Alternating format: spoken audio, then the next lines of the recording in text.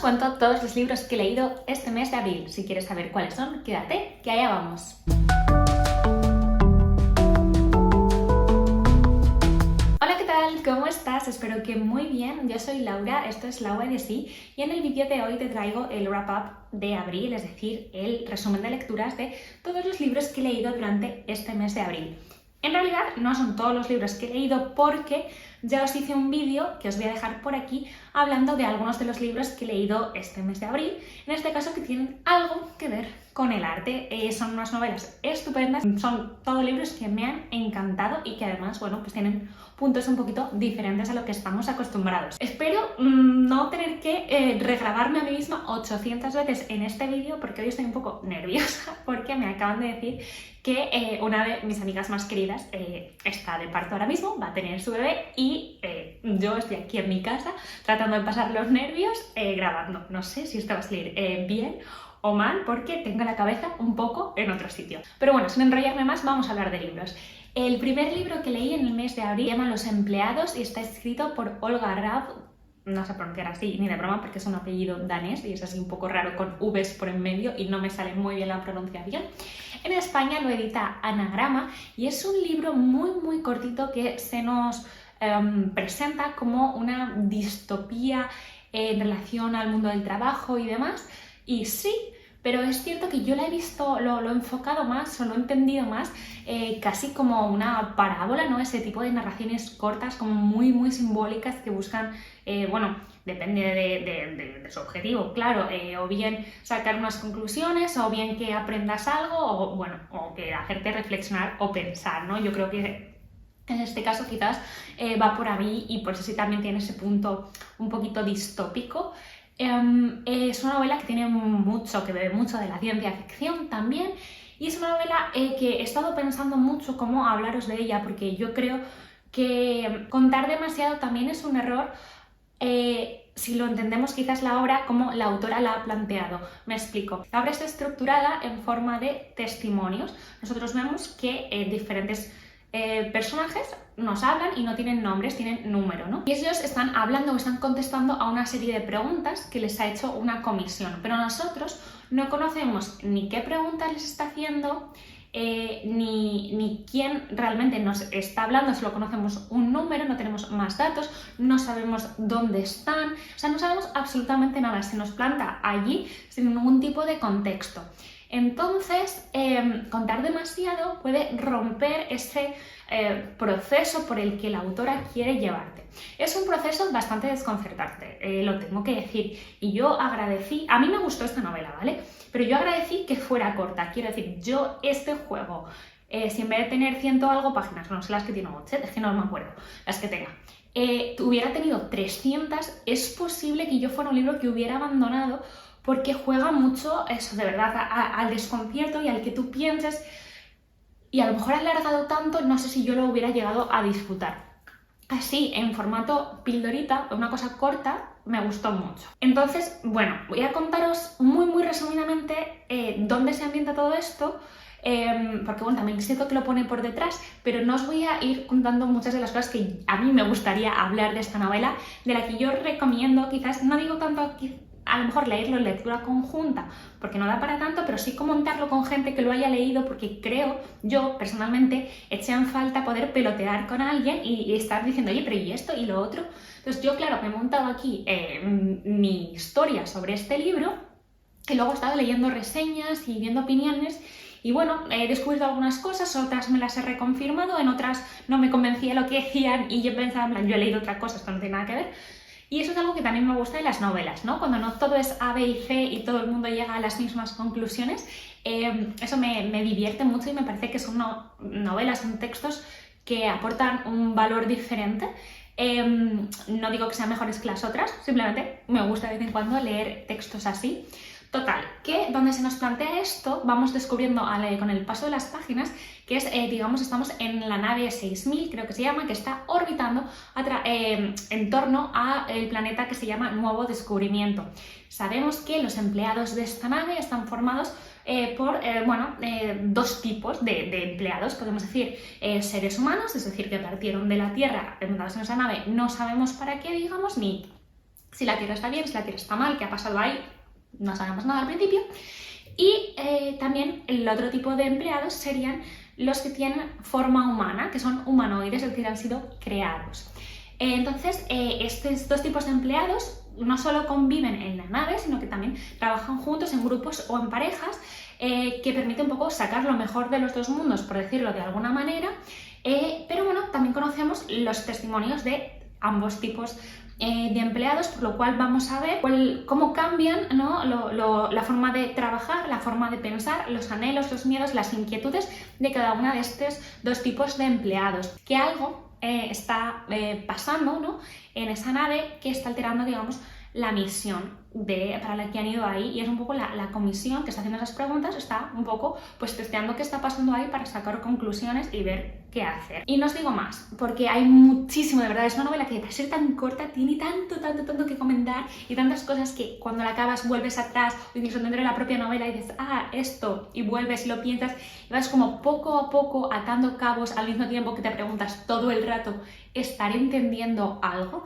Muy claramente esa novela, si lo hubiera leído antes, la hubiera podido meter tranquilamente en el vídeo de novelas que no supe si entendía algo, ¿vale? Es una novela muy filosófica, tiene mucho de ontología, tiene mucho de existencialismo, tiene mucho, como podéis ver con estos dos vías que os comento, que se plantea todo el rato una serie de preguntas en torno a qué nos hace verdaderamente humanos, y es muy interesante. Y luego también toca muchos temas que son bastante críticos y de actualidad, ¿no? Estamos viendo una novela distópica de ciencia ficción en un futuro cualquiera en el que tal, y al mismo tiempo va a tocar temas que tienen muchísima repercusión en nuestro mundo presente, como puede ser, pues bueno, cosas en torno al mundo laboral, a la obsesión por la productividad de algunas compañías, también como nosotros nos obligamos a ser como súper productivos y ya no sabemos disfrutar de otras cosas. Por supuesto también la llegada de la inteligencia artificial y cómo va a afectar eso a muchísimos trabajos, es algo que estamos viviendo hoy en día, y en este libro pues son temas que va abriendo entre muchos otros melones. Es un libro que yo sé claramente que no va a gustar a todo el mundo. De hecho, yo lo leía y en gran parte del libro pensé, es que no sé si me está gustando en realidad, ¿no? Y es un libro que una vez lo acabé me quedé un poco así y me di cuenta, como los 3, 4 siguientes días, no paraba de pensar en ese libro. Cuanto más leí de otras reseñas, cuanto más pensaba, más me gustaba, ¿no? Entonces es extraño porque es esos libros que quizás durante la lectura no le sacas tanto como en el post, ¿no? Cuando tú lo acabas y piensas y de repente ya con toda la información puedes realmente hacerte una composición de lugar, ¿no? No es tanto el disfrute durante el camino, que también que te va dejando muchas perlitas.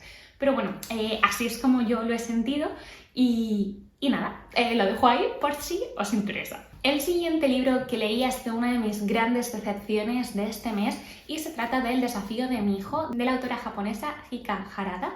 Es una novela de 2018, pero que acaba de ser publicada ahora en España por Duomo, y es una novela que a mí me llegó por sorpresa de parte de la editorial, a la que de verdad agradezco muchísimo el envío, a pesar de que pues no me ha gustado el libro y no voy a decir una cosa diferente. Se nos presenta esta novela como una emocionante saga familiar, y por otro lado pone una frase algo así como un secreto que va pasando de generación en generación entre mujeres.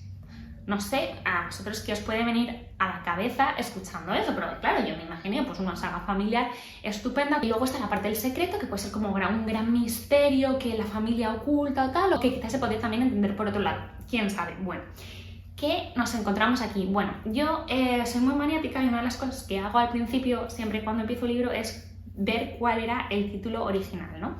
Y el título en japonés no se parece nada a El desafío de mi hijo, sino que se llama Formas de gastar 3.000 yenes. 3.000 yenes serían como 20 euros más o menos. Y luego, sin embargo, el primer capítulo de la novela sí que se llama así y también lo mantiene en la edición en castellano. Bueno, ya nos da una pista de que realmente no sé, va a ser algo como que tenga relación con la economía, podemos decir, con el ahorro, con el dinero, ¿no? En general, y no tanto, pues a lo mejor una saga familiar. En el libro vamos a conocer, creo que son 4 o 5, 4, sí, 4 mujeres de una misma familia. Cada capítulo va a estar dedicado a una de ellas. Evidentemente se van relacionando y van haciendo como apariciones estelares porque, bueno, son miembros de una familia, y luego al final, bueno, pues hay como una pequeña conclusión donde está todo el mundo. Entonces, como son mujeres de diferentes generaciones y también con vidas muy diferentes, nos va a contar un poquito de cada una de ellas, cómo actúa y diferentes motivaciones para ahorrar dinero, o que nos hace pensar como que el dinero da una seguridad para poder desarrollar otras cosas de tu vida, ¿no? Ningún secreto hasta aquí. Vemos como a la persona, a mi hijo, que es como ahí como abuela, madre y 2 nietas o 2 hijas de esa madre, ¿no? Mi hijo es la más pequeña y ella lleva una vida, quizás podemos decir, como más parecida a la que estamos acostumbrados, al menos en Occidente o al menos en España. Lo que me explico, quiero decir que una chica vaya a la universidad si quiere, que estudie o no, pero que trabaje y que sea independiente, ¿no? Que no sea necesario en su vida un matrimonio para llevar un tipo de vida que a lo mejor era la habitual décadas atrás, pero que en Japón aún es bastante habitual. Su hermana, sin embargo, que es un poco más mayor, sí que está casada, sí que dejó su trabajo y vive, ella es la ama de casa, cuida de la niña que tienen, y su marido es el que, digamos, trae los ingresos a casa. Luego tenemos la madre de esas personas, que lo mismo también se casó hace años y pues vive, ya es como una de la generación del boom, donde, bueno, las amas de casa se dedicaban a tener una vida como muy cultural, muy activa, a aprender cosas, a pesar de que no trabajaban como tal para traer ingresos a casa. Y luego está la abuela, que ya es viuda, y bueno, también nos hace una serie de planteamientos de qué pasa con esas mujeres que fueron obligadas, que solo tenían la opción de casarse y ser amas de casa, cuando el marido fallece, en qué situación quedan. ¿Qué pasa? Que está todo como súper dulcificado y quiere enseñarte cosas, pero sin profundizar en ellas. No lo sé, a mí me dejó un poco fría. A mí me pareció que estaba ante una historia de crecimiento personal más que quizás ante una novela, ¿sabes? De eso que te forma pues casi una fábula para decirte como el secreto de conseguir una vida con dinero, por ejemplo, ¿no? O eso, una vida con felicidad. No lo sé, lo que son los libros de desarrollo personal, ¿vale? Entonces yo lo sentí que como eso quizás funcione mejor, pero como novela para mí no se sostenía porque no tiene como un desarrollo de los personajes, no tienen un arco coherente, no les conoces, ¿no? Entonces todo es tan superficial que a mí me parecía como si me estuvieran contando un cuento muy fácil para que hubiera, digamos, una moraleja. Yo tuve esa sensación. Es un libro súper ventas en Japón, y he visto que en España está teniendo buena acogida, pero yo tengo que daros pues mi opinión, y a mí no me gustó, la verdad. Se lee muy fácil, y por eso es cierto que no lo abandoné, porque lo leí así. Y saqué cosas buenas, porque yo siempre trato, ¿no?, de sacar cosas buenas de las cosas a las que decido dedicar mi tiempo. Entonces, por ejemplo, te enseña bastantes tradiciones de Japón de cerca, si no las conocéis está bien, como puede ser cómo se prepara la comida de Año Nuevo, o por ejemplo te habla de los cuadernos de ahorro, que eso es algo, una gran institución en Japón desde antaño. Ahora aquí es bastante popular también el método Kakebo, pero ¿de dónde viene eso? No sé, bueno, este tema es interesante. Y luego, bueno, también es cierto que nos enseña de forma a lo mejor sesgada, pero ya es algo que quizás mucha gente no conozca, el rol de la mujer en el Japón actual. Porque, bueno, ahora se está traduciendo muchísimas novelas que a mí me encantan, ¿no?, que nos muestran a mujeres que están un poco como en los márgenes de el camino canónico que se marca en Japón, ¿no?, que todavía es todo, como digo, es como todo muy tradicional. Os hablo, por ejemplo, de La dependienta, de mujeres solas, de la gula, de Historia de una mujer soltera, bueno, etcétera. Os pondré algunos ejemplos por aquí, y a mí me encanta, pero es cierto, y son novelas que a mí me encantan porque muestran, digamos, lo que no ha tenido voz hasta ahora, lo que no hemos conocido. Pero este libro, El desafío de mi hijo, lo que sí que tiene bueno es que nos muestra una realidad, la que es la realidad más grande, ¿no?, de la mayoría de mujeres actualmente en Japón, a nivel los pasos que dan en su vida. Entonces, bueno, es interesante, pero es bastante dulcificado. Entonces también creo que está en la fina línea en la que puede dar una imagen equivocada o enseñarnos lo que hay allí, creo que habría que darle una vuelta. Entonces, bueno, a mí este libro me decepcionó un poco porque prometía otra cosa que yo no he encontrado. También hay bastantes personajes secundarios, pero donde de verdad todo solo como se bosqueja, y entonces como que nada tiene profundidad y nada tiene sentido, y entiendo lo que quiere hacer la autora, pero a mí no me convence como novela.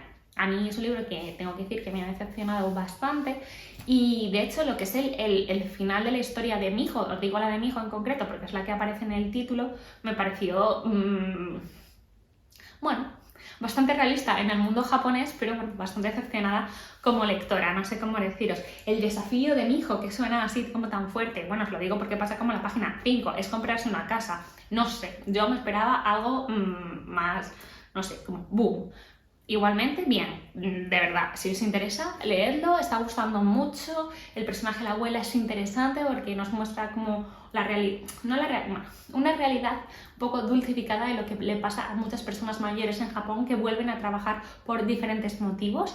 Pero bueno, que es que ahí había tanto que contar y de forma tan interesante que me da pena que la novela no fuera por ahí, pero creo que es, y lo pienso de verdad, yo creo que este libro en Japón seguro que se vende como crecimiento personal, no como una novela.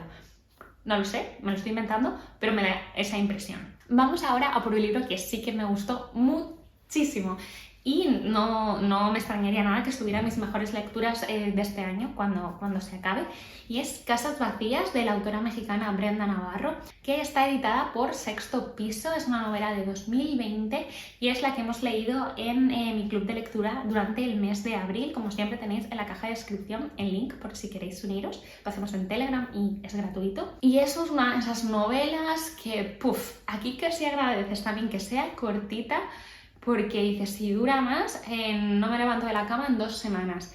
Es de una brutalidad y de una crudeza terribles, pero está escrita de una manera maravillosa, te saca 1000 reflexiones, te pone en la piel de gallina, te enseña realidades diferentes. Bueno, a mí me ha parecido una barbaridad. Pienso leer todo lo que saque esta autora, por supuesto me voy a hacer con Ceniza en la boca, que es su otra novela, lo antes posible. Y bueno, quedó extasiada con esta novela. En el club de lectura ha encantado a todo el mundo, ha sido unánime. Y nada, os cuento. Vamos a encontrar la historia de 2 mujeres sin nombre. Nosotros en el club, para hacerlo un poco más fácil a la hora de comentarlas, llevamos Madre 1 y Madre 2 por el orden en el que aparecen en la novela, en las que se van a ir alternando sus historias de una forma casi como en monólogo interno de cada una de ellas, donde se nos va a ir contando adelante y atrás en el tiempo diferentes cosas, pero bueno, digamos todo en torno, podríamos decir, a la maternidad, ¿no? La maternidad es uno de los pilares de la novela. La novela, fundamentalmente, aunque tiene partes que suceden en España, la gran mayoría de ellos sucede en México. Y bueno, a Madre 1 la vamos a conocer como una mujer absolutamente devastada, con una culpa enorme sobre sus hombros, que no le permite ver más allá y solo le hace como dar vueltas y vueltas y vueltas a una serie de sucesos que han ocurrido en su vida y no para de pensar sobre ellos, teniendo, digamos, como punto de partida que, bueno, ha secuestrado o ha perdido a su hijo pequeño. Ella estaba con él en el parque jugando y se distrajo mirando el móvil, y cuando se quiso dar cuenta el niño no estaba. Entonces, bueno, a partir de ahí nos va a contar un montón de cosas de su vida, retrotrayéndose un poco a años atrás, pero también en el presente y así. Bueno, pues para contarnos que ella nunca quiso ser madre, cómo llegó a ser madre y cómo ella se siente en relación a la maternidad.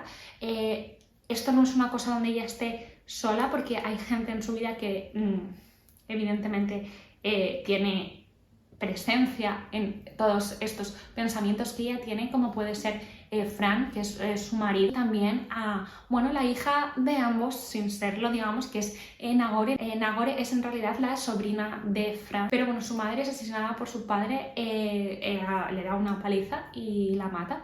Entonces, bueno, Fran decide adoptar a su sobrina y él junto con Madre 1 pues se convierten en un núcleo familiar y vuelven a México porque estaban en España en ese momento.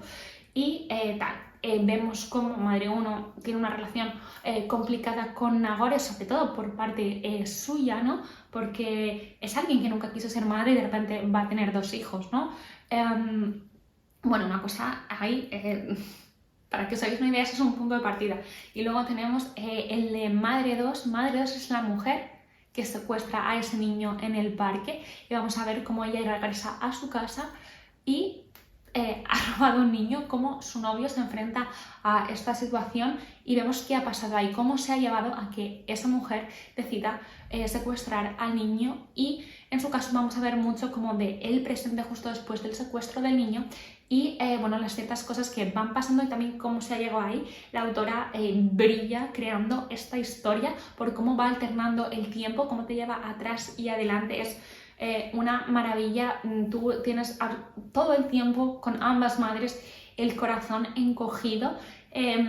Estás como en una balanza constante entre si empatizas con ellas o no, pero aunque no empatices las entiendes, aunque sean mujeres tan diferentes, mujeres que ambas dos cometen errores y se equivocan, pero lo estás viendo en su cabeza y entiendes, ¿no?, lo que te están diciendo, por muy burro y por muy bestia que sea lo que te están diciendo. La autora hace muy bien, juega con dos registros muy diferentes para cada una de las dos madres, así que también la forma de expresarse, el lenguaje, todo varía y es una forma de marcar también las diferencias entre ellas, las diferencias de clase, las diferencias de dónde han crecido, las oportunidades que han tenido y es que nos muestra, como digo, realidades muy diferentes. Esa diferencia de clases va a ser también uno de los grandes subtemas de la novela, como también va a ser todo el tema de los desaparecidos en México, que va a ser una constante durante todo el libro, reflexionando a través de una gran dureza sobre esta realidad del país. Lo aplica, por supuesto, mucho a la figura de este niño, pero no va a ser el único porque parece, ¿no?, que es todo el mundo conoce a alguien, no tiene cercano a alguien que ha desaparecido. Yo tengo, de verdad, no os podéis imaginar, el libro subrayado con partes de pensar. Mi lectura no acabó cuando acabé el libro, ni siquiera cuando acabé de comentarlo en el club. Estaba escuchando podcast de la autora, entrevistas, vídeos de ella hablando, porque era un libro del que yo no quería despedirme. Es un libro que te hace tanto daño que necesitas de verdad ponerte como tiritas en las heridas y al final solo lo puedes hacer pensando sobre el tema y no queriéndote poner como una banda en los ojos, porque realmente te muestran muchas escenas y muchas cosas que no quieres ver, es que no quieres leerlas, no quieres que esté pasando eso, pero que como pasa en la realidad, que tú cierres los ojos no significa que no pasen. ¿Sabes lo que quiero decir? Y me ha parecido un libro espectacular, un libro que habla sobre maternidad, sí, pero sobre todo habla sobre una gran soledad y habla sobre el dolor de las mujeres, especialmente porque nos las va a mostrar en una esfera es muy separada a la de los hombres. Los hombres que aparecen en este libro brillan por su ausencia, por su incomprensión y por mostrarnos, en este caso, como que son totalmente incompatibles con las mujeres con las que forman parte de su vida, no solo a nivel pareja, sino también a nivel paternidad, a nivel ser el hijo de... es muy muy interesante, es un libro completísimo que no deja indiferente, que es un libro que yo... es que es muy duro, pero lo recomendaría a todo el mundo porque es que es una barbaridad. Es un libro que cuenta también, por cierto, con bastantes escenas violentas, entonces, bueno, también prefiero avisarlo, con cosas que dejan ahí que te las dicen, pero no te las desarrollan para que tú las piensas, ¿no? Es un libro de esos que requiere del lector, que tú te impliques, pero al mismo tiempo la autora consigue que tú estés implicado desde el minuto uno, así que sale como, digamos, de forma orgánica. Es un libro que recomendaría mucho, mucho para clubs de lectura porque da para charlar, para debatir y para compartir ideas durante horas. Y es un libro que me ha fascinado, la verdad. El siguiente libro que leí lo tenía pensado leer en el mes de marzo y lo empecé en el mes de marzo, pero bueno, me duró un poco más. Es El método Kurashi de Marie Kondo, un libro de crecimiento personal, digamos, de 2022, que en España lo edita Aguilar. Ya os conté en algún vídeo que yo soy una gran fan de Marie Kondo, no me escondo. Para mí sus obras son, sus textos, sus ensayos, sus lo que sean, son zona de confort.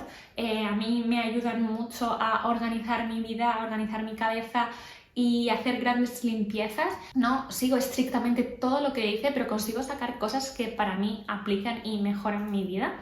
Y bueno, cuando sacó el método Kurashi, pues también me lo compré porque, bueno, pues me interesaba ver qué me contaba esta buena mujer en esta ocasión.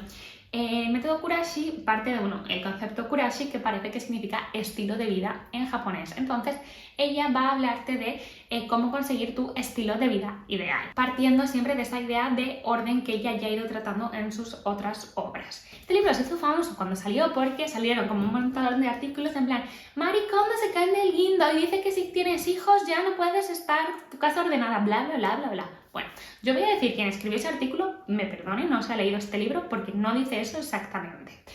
Pero bueno, a mí es un libro que una vez más me parece muy interesante y que puedes sacar cosas para aplicar a tu vida.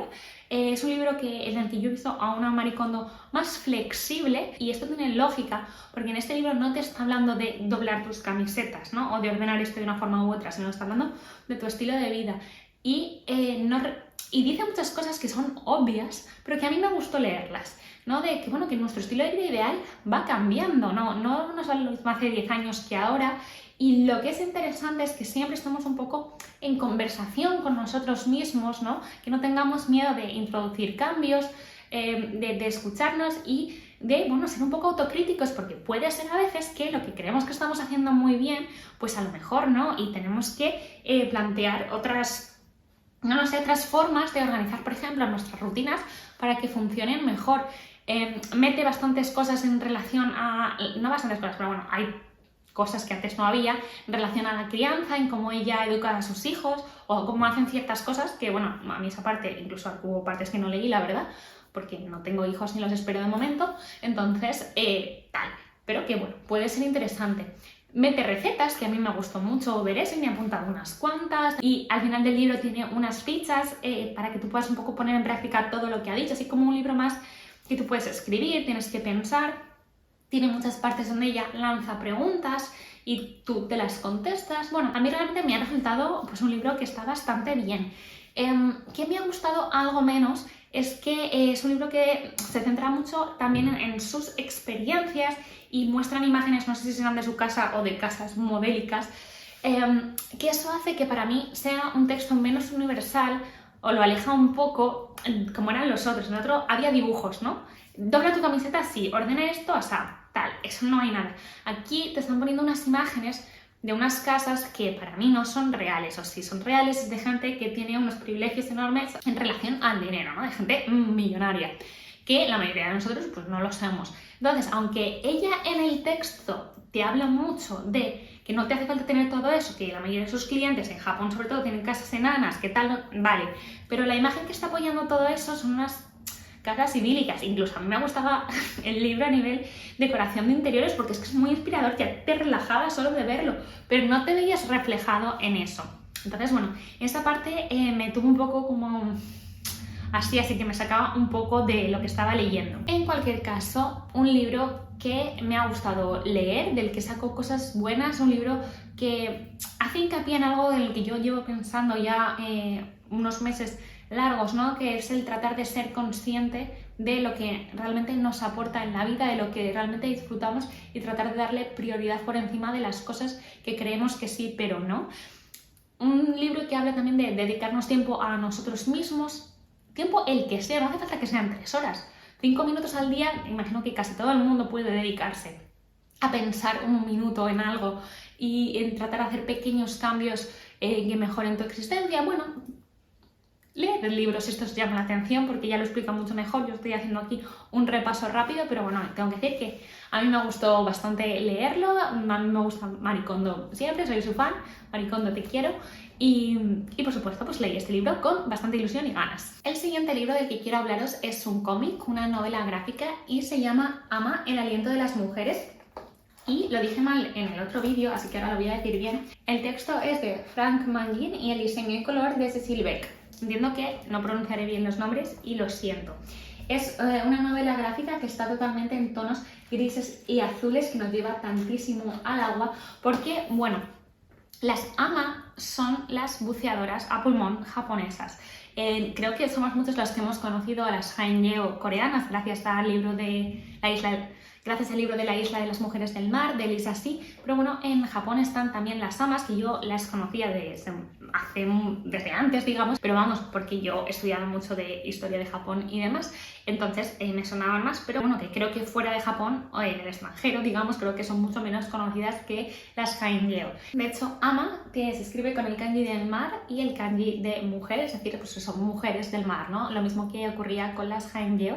Y bueno, hay algunas zonas de Japón donde hay ese tipo de buceadoras, en cada zona toman un nombre diferente, por ejemplo en Okinawa, por ejemplo en Mie, bueno, o por ejemplo en Wajima, que es donde bueno, se va a centrar esta historia, que es bueno, la península de Noto, la prefectura de Ishikawa en Japón. Esta es, bueno, es un cómic muy bonito donde se va a poner en valor la cultura, la tradición y el trabajo de estas mujeres. Nos lo va a contar a través de una historia muy bonita ambientada en el Japón de los años 60, donde bueno, va a llegar a la zona de Wajima, una zona pues, muy rural, apartada de todo, lejos de la vida en las grandes ciudades, donde parece que el tiempo pues, estaba parado, por decirlo de alguna manera. Va a venir una joven a vivir con su tía, ella va a venir desde Tokio, parece como que huyendo de algo, pero no vamos a saber el qué, y bueno, se va a meter en la vida de las buceadoras de allí y se va a convertir en una más. Va a tener también pues una historia familiar muy bonita, vamos a aprender que su madre se fue de allí de un día para otro sin saber por qué, vamos a tener ese misterio que pasó con la relación con su tía, tantos años sin hablarse, y bueno, vamos a ir conociendo de su mano pues un poco pues toda la cultura de las amas, cómo es el día a día de esas mujeres, también pues eso, cómo es la cultura de las amas, qué tipo de buceadoras hay, de qué depende, cómo era su día a día, cómo eran sus dificultades. Y bueno, pues es cierto que pasa un poco lo mismo que pasa en Corea con las haengyo, que en estos momentos, en el siglo XX, la primera mitad especialmente, había miles de ama en Japón, pero bueno, pues con el paso del tiempo es un trabajo que ha ido desapareciendo y es una cultura que se ha ido perdiendo. Y bueno, es importante que aunque quizás dejen de existir en algún momento, no se olvide, ¿no? Porque es un patrimonio cultural inmenso. Entonces, bueno, la verdad que me ha gustado mucho, es una historia muy sencilla, pero muy emocional, que explica muy bien todo y que, bueno, pues da a conocer el trabajo y la cultura de estas mujeres que son las amas. Me ha gustado muchísimo, la verdad, porque, bueno, también muestra como ese contraste tan grande entre la ciudad, esa joven que llega, y las mujeres ama que viven en Wajima, qué diferentes son como los modales, pero también su moral, las ideas que tienen, cómo se comportan. Me ha gustado mucho porque normalmente la literatura japonesa centrada en ese momento, en la década de los 60, nos enseña otro tipo de mujeres, la verdad, y esta cultura no recuerdo yo haberla visto reflejada en ningún lado, entonces me parece una muy buena puesta en valor y algo pues muy importante de conocer, que de verdad os animo muchísimo a leer el libro porque vamos, a mí desde luego este cómic me ha encantado. Bueno, ahora llega uno de mis grandes highlights del mes y seguro del año, que ha sido mi lectura de La señora Dalloway de Virginia Woolf, que es bueno, una novela de 1925. Es uno de esos libros que yo me propuse leer este año 2023 y ya lo he leído. ¿Y de qué forma? Yo tenía esta edición de Alma Clásicos, que la verdad es preciosa, está ilustrada por Gala Pond. Digamos que tengo todas las novelas porque me las he ido coleccionando de Virginia Woolf en estas ediciones, porque yo soy una persona muy superficial y me parecieron muy bonitas y la verdad son las que tengo.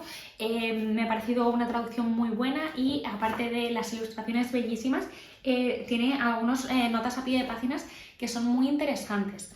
¿Qué pasa? Yo lo leí en lectura conjunta, tanto con Chris de Avenue Books como con las cuentas de Instagram de Lene Books, con Laura y con Janet de Leeres Más. Cada una tenía una edición diferente, entonces Chris, que tenía la de Lumen, nos contó que venía con un prólogo de Vargas Llosa que pareció muy interesante y me dio como envidia, y esa es la verdad. La verdad que Vargas Llosa no es mi persona favorita, pero bueno, no puedo negar que es un gran sabio y un erudito de la literatura, entonces le pedí a Chris realmente que me mandara el prólogo para poder leerlo. Me pareció muy interesante y tenía que ir a la biblioteca a devolver unos libros y busqué si había alguna edición de La señora Dalloway y tenían la de Cátedra. Entonces me la cogí porque las ediciones de Cátedra no son, la verdad, nunca las más bonitas, ni para mí personalmente las más cómodas de leer porque tienen una letra enana, pero son las mejores cuando quieres unas ediciones anotadas, unas ediciones con una información complementaria que le dio un valor añadido.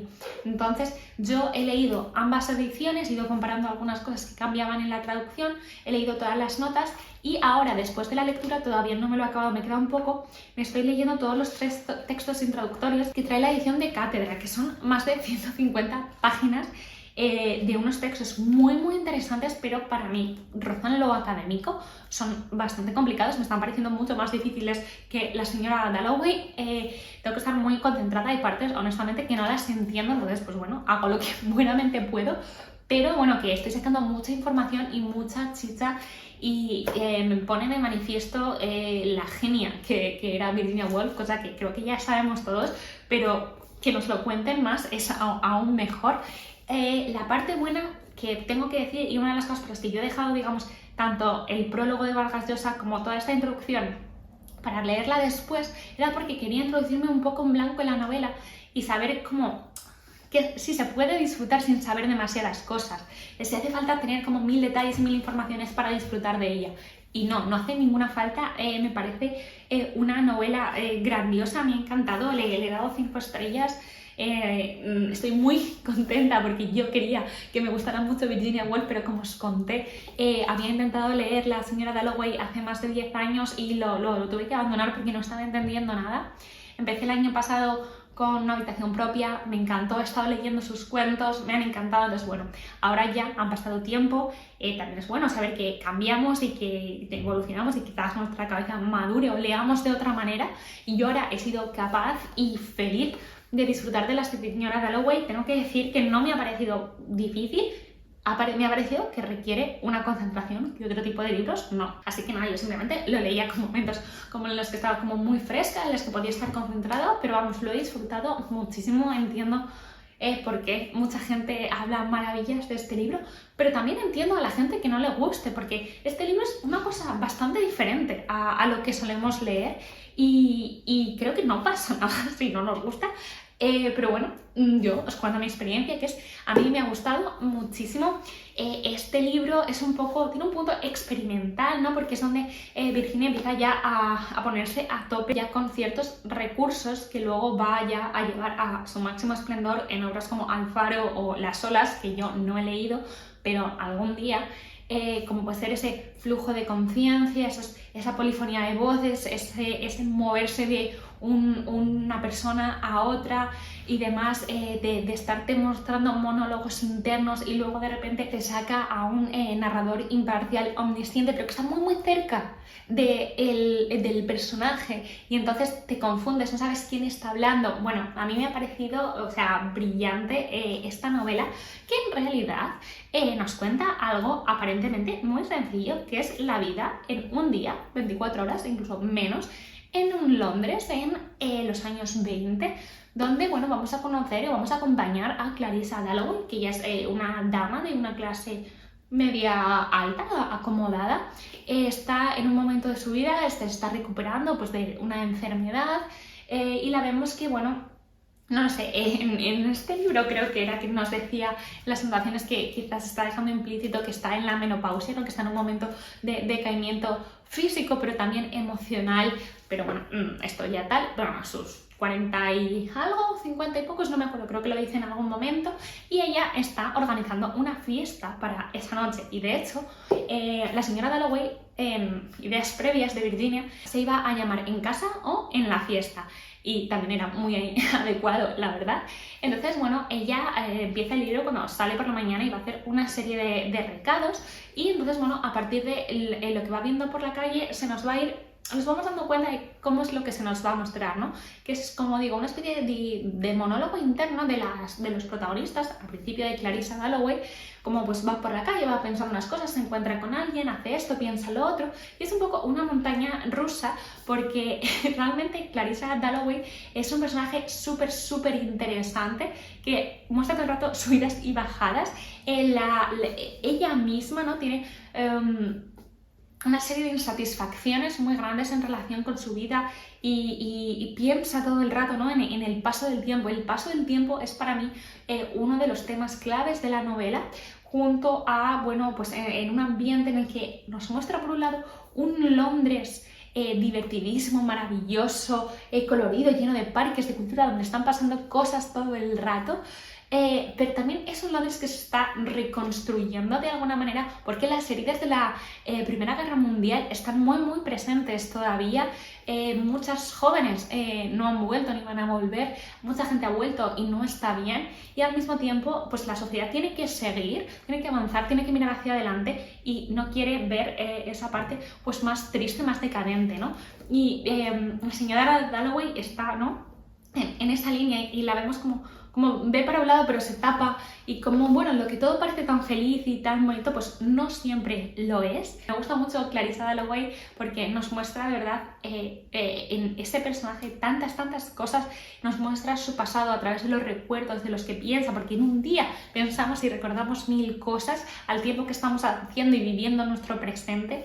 Como ella, entre otras cosas como muy profundas, también muestra sentimientos y emociones muy básicas y que seguimos viviendo, que es como si tú das una fiesta o das una cena en casa y quieres que todo salga bien y estás pendiente de todo el mundo y tú no disfrutas nada de lo que está pasando, no sabes, Dios, esto va a ser un fracaso, y luego de repente todo va bien y quieres sentarte a hablar con tus mejores amigos o con una persona que hace un montón que no ves y no puedes porque tienes que estar atendiendo a alguien importante que ha venido o a...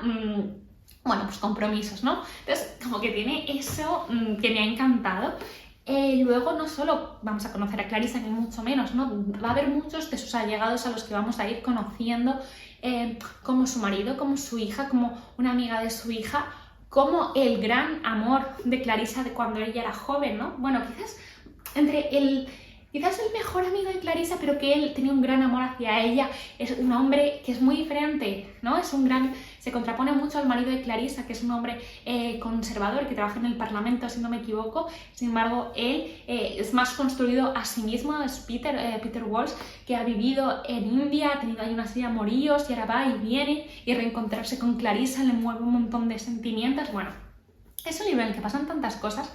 Y luego nos ha hablado de el otro pilar de la novela, la única figura quizás un poco fuera de ese entorno, que es la figura de Septimus, que es un joven que fue voluntario a la Gran Guerra y vuelve aparentemente sano, pero con unas heridas internas muy grandes, y va a ser lo que se contrapone totalmente a esa parte más florida, colorista y un poco preocupada por preocupaciones del día a día, pero no trascendentales.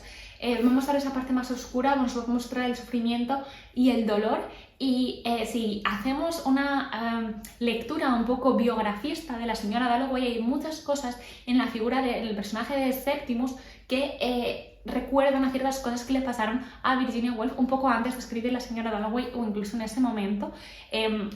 Ambas ediciones hacen hincapié en eso, en ciertas cosas que conocemos tanto por los diarios de Virginia como por los textos que luego dejó Leonard Woolf, el marido de Virginia.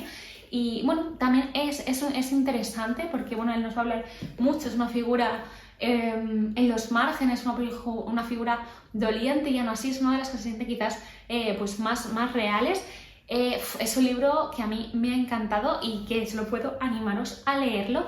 Y sin cerrar, digamos, este capítulo de la señora Dalloway, os hablo de este libro de cuentos que ya os enseñé, que se llama Clarissa Dalloway y su invitada, y es en realidad un compendio de 2 cuentos que están editados por Nórdica en una edición ilustrada que no os podéis imaginar lo preciosa que es, que nos trae el cuento de la señora Dalloway en Bond Street y el vestido nuevo. La señora Dalloway en Bond Street, por lo que he estado leyendo luego en la edición de Cátedra, es un poco el germen de todo, se publicó antes que la señora Dalloway, y en realidad es como una pequeña escena que podría estar metida al principio, o sea, en algún punto en las primeras páginas de la señora Dalloway, porque como que parece que nos amplía el primer paseo que hace la señora Dalloway cuando está haciendo los recados para preparar su fiesta. Y luego la invitada también, digamos, podríamos meterlo en la señora Dalloway, porque nos muestra una escena de esa fiesta final en casa de los Dalloway, pero desde el punto de vista de otro personaje que hemos visto, pero bueno, vamos a conocer un poquito más sobre ella. He visto que también Lumen tiene otro compendio de relatos que también giran en torno a la señora Dalloway y su fiesta, y me muero de ganas de leerlos porque hay como un pequeño universo fantástico, porque es que realmente Virginia Woolf ha creado como un microcosmos que crea una radiografía súper profunda y nítida, ¿no? de Londres de ese tiempo, de la clase media alta, y nos enseña 1000 personajes. Buah, yo estoy fascinada, como podéis ver. Me encantaron estos dos cuentos.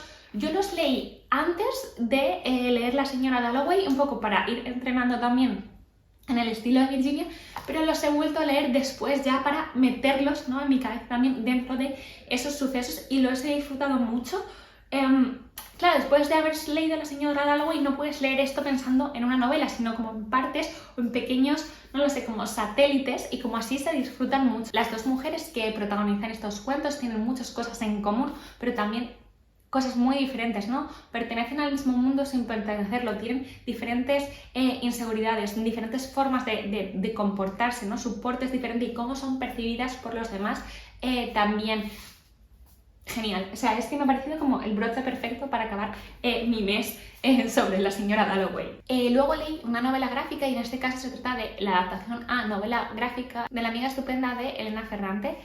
La adaptación a la novela gráfica está hecha por Chiara Lagani y Mara Cherry, que bueno, pues adaptan el texto, y luego Mara Cherry lo que hace es las ilustraciones, que son una brutalidad. Entonces, a ver, tengo un poco sentimientos encontrados y os cuento. La amiga estupenda es la primera parte de la tetralogía de Nápoles, de Elena Ferrante.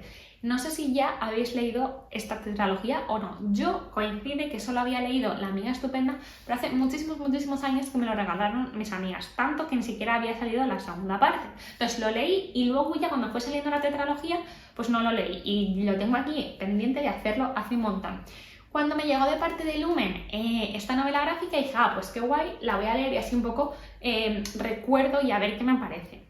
Entonces, habiendo leído, aunque sea hace un montón de tiempo, la novela, y habiendo leído la novela gráfica, tengo que decir que la novela gráfica me resulta un muy buen complemento a la novela, pero que quizás por sí sola no funciona tan bien.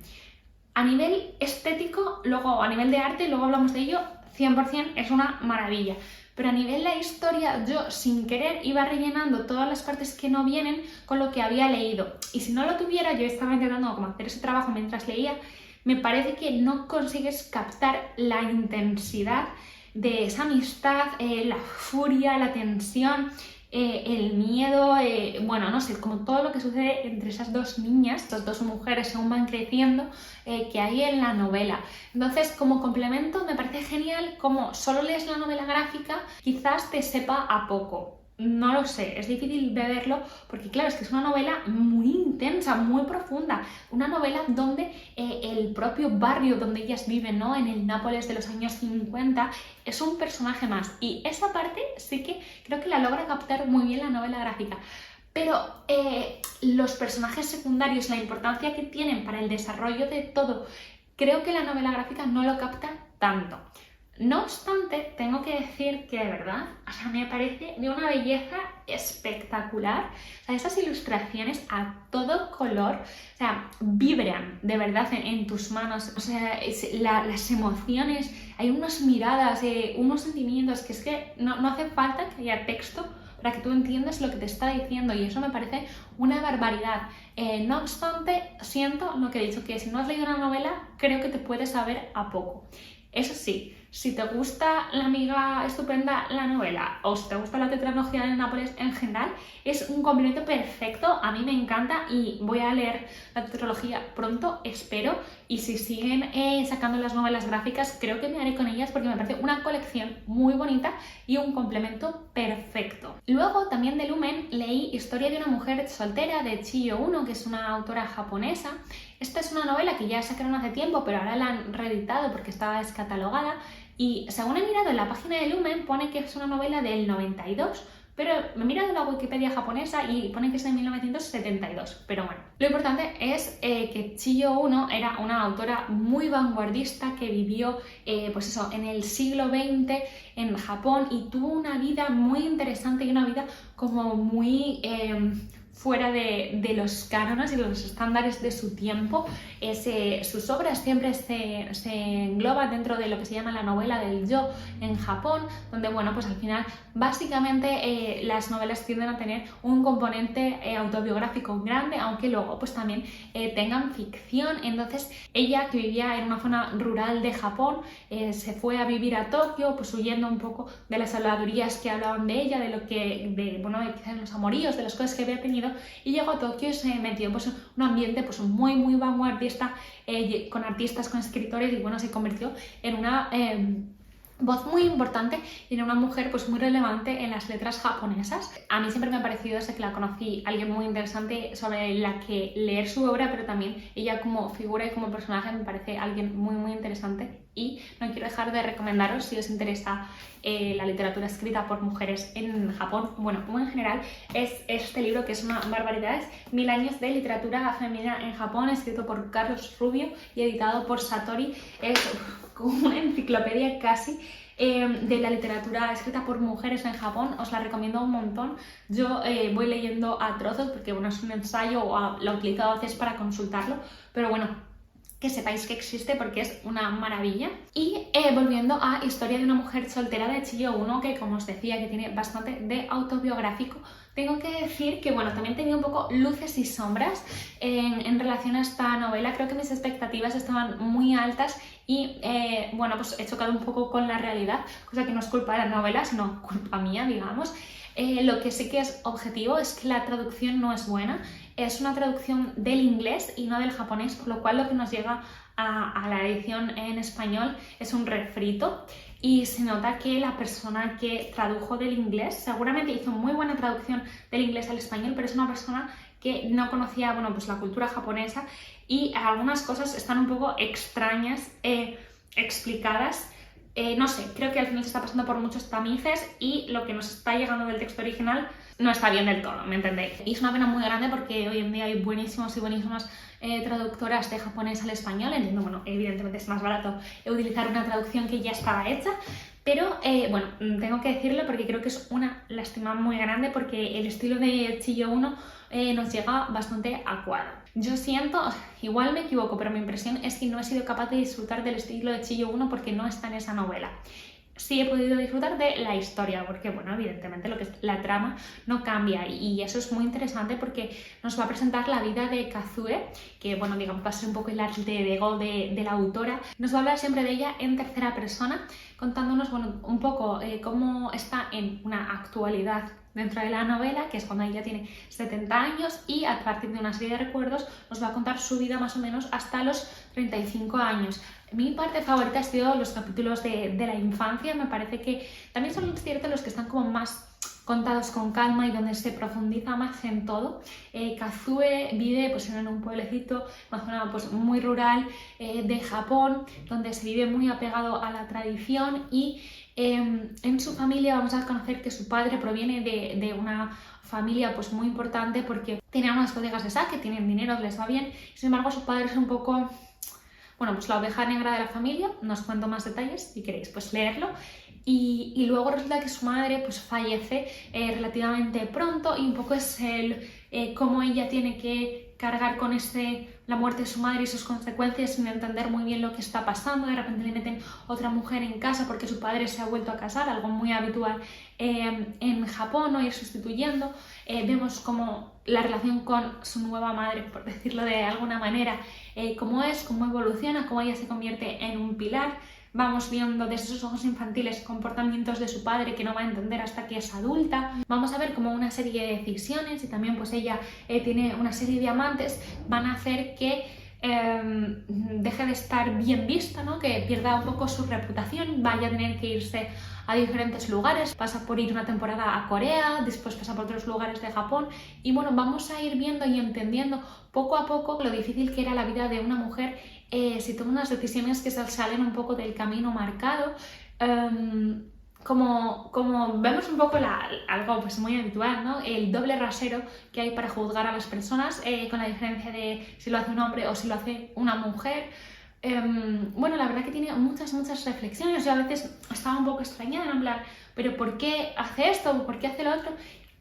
Y en el fondo lo que ella está haciendo es sobrevivir, ¿no? Y buscar, según la realidad de cada momento, la mejor opción, ¿no? Para lo que ella pensaba o para seguir sobreviviendo, para poder tener una vida que también le aportara algo de felicidad, y la verdad que en ese sentido es muy interesante. Un libro que me gustó menos de lo que pensaba, pero que me resulta muy interesante, y creo que quizás con unas expectativas más aterrizadas lo hubiera disfrutado aún más. Me parece que Alpha Decay tiene algo más publicado de Chiyo 1, le voy a echar un ojo porque también imagino que eso sí estará traducido del japonés. Cuando lo descubra os lo contaré. El siguiente libro que leí es Me alegro que mi madre haya muerto, de Janet McCarthy, que es una novela de, bueno, no, son unas memorias de 2022, que en España las edita Tendencias. Es un libro, bueno, es un texto que yo empecé a escuchar hace tiempo en inglés porque lo narra la autora, pero no siempre escucho audiolibros, al final lo dejé, y cuando salió en español dije, bueno, pues lo voy a leer ahora. Son unas memorias, es decir, es la vida de esta chica, que seguramente muchas personas conozcáis porque ella es actriz, era una de las protagonistas de la serie de Nickelodeon iCarly. Yo personalmente no la veía porque creo que me pilló mayor, pero mi hermana sí que la veía y a mí pues me sonaba de eso. Y en este libro, que ya tiene un título que te hace pensar un poco por dónde van a ir los tiros y lo que ha podido pasar aquí, nos va a contar cómo ella bueno, pues creció desde pequeña, ¿no? Como sus primeros recuerdos y cómo se fue metiendo en la industria de las series y del cine y demás, y bueno, cómo era su relación en casa y cómo la vida le ha llevado a ciertos sitios. Y cuando digo la vida, quiero decir su madre. Vamos a ver cómo la familia McCarthy es una familia mormona y es una familia que pasa dificultades económicas.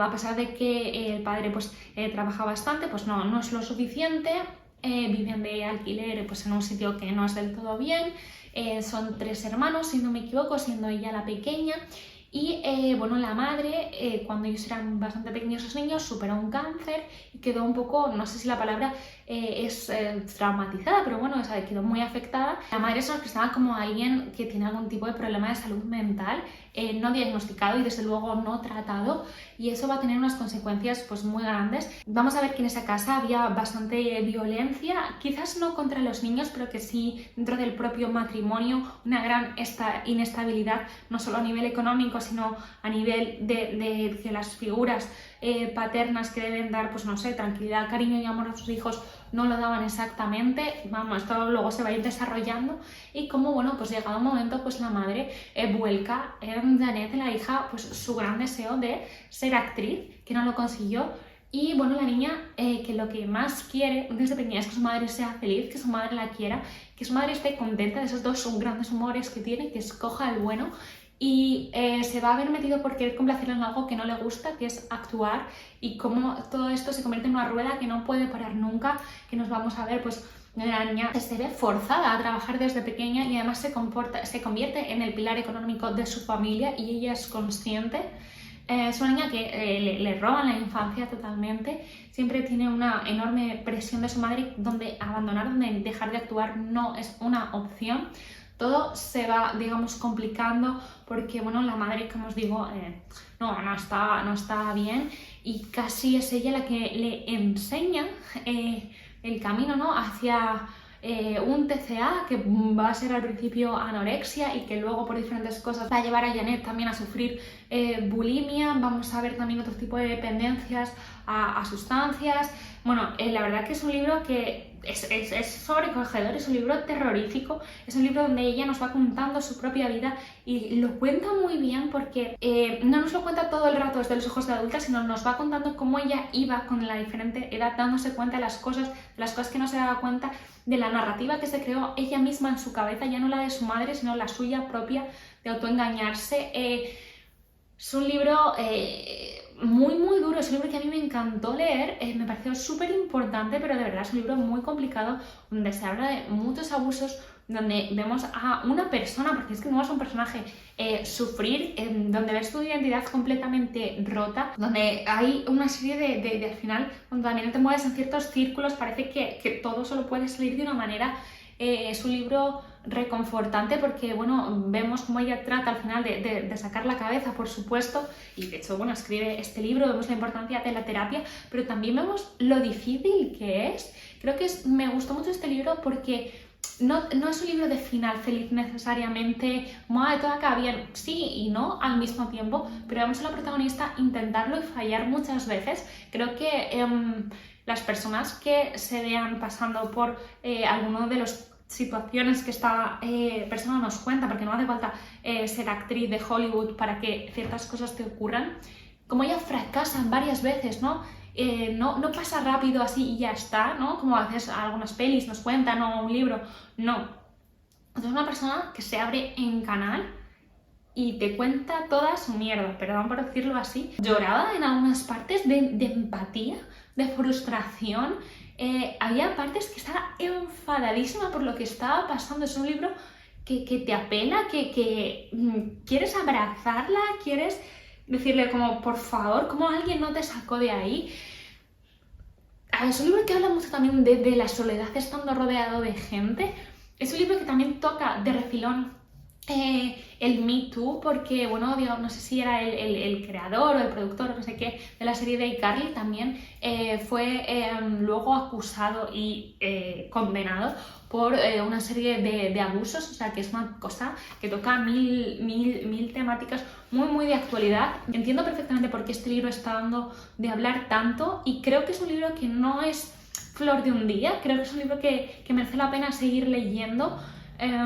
Y de seguir hablando de él y que creo que seguirá pasando así porque me parece que lo que cuenta son cosas bastante importantes y yo lo recomiendo mucho sabiendo a lo que vais. Y seguimos con este manga que me leí ayer mismo en un ratito porque se lee rapidísimo y se trata de Goodbye Eri de Tatsuki Fujimoto, que es un mangaka bastante famoso en Japón, tiene unas series muy conocidas y luego últimamente también están sacando en español varios de sus obras autoconclusivas, como puede ser esta. Os cuento muy poco porque se lee muy rápido, pero básicamente tiene un protagonista que se llama Yuta, que él es adolescente, cuando su madre enferma de cáncer y le regala un móvil y le dice que le grabe hasta el final. Entonces, bueno, él va grabando todo y luego hace una película que no tiene una buena recepción y él decide, acabar con su vida y luego no, porque entra otra persona en su vida que es Eri, que van a tener juntos un proyecto. Eri va a ser alguien muy misterioso y nada, pues va a ir por ahí la cosa. Es un libro que va a hablar